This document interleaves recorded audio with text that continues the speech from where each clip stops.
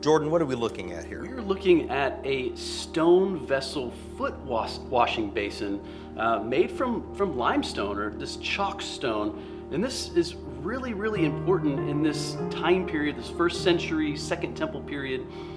These stone vessels are very, very important. Right, and what they thought is that based on Leviticus 11 and Leviticus 15, that stone was not susceptible to ritual impurity. And so at special occasions like weddings, Passover, and so forth, they're using stone vessels because nobody wants to become ritually impure and miss the celebration.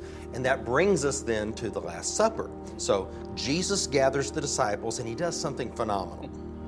Absolutely. So, we can read this in John 13. They're at the Last Supper, and Jesus decides to wash the disciples' feet.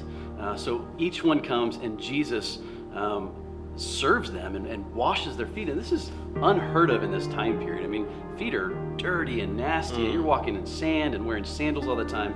This would have been a very servant attitude that Jesus would have had. Yeah, it didn't bless Peter. I mean, he didn't want anything to do with this. What's interesting is that in the Mishnah, we have the specific dimensions for a foot washing basin. Now, we excavated this at Khirbet el-Maqadir, and it was actually mixed in with 8 human skeletons, 8 murder victims, and you can see it's in many pieces, kind of reminds us of how Jesus himself was broken for us.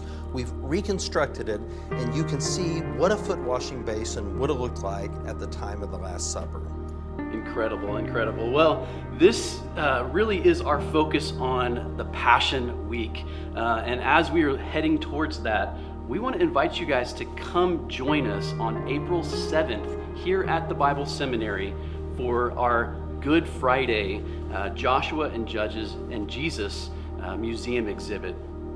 Absolutely, and our faith lesson is this: just as Jesus washed the disciples' feet, he wants to do that for us too. He wants to have that sort of an intimate relationship with us and wash away our impurities as well. So we hope to see you guys on April the 7th.